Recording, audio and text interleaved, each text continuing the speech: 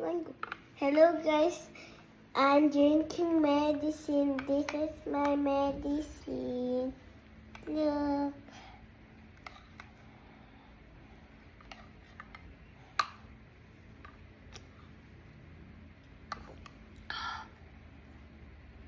Okay, look at it. I'm eating and trying to drink now.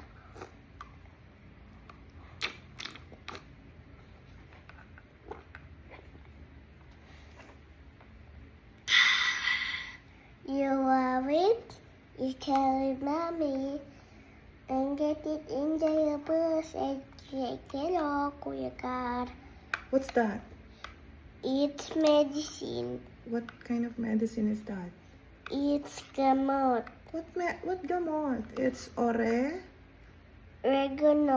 And why do you drink oregano? Because I'm drinking and cough.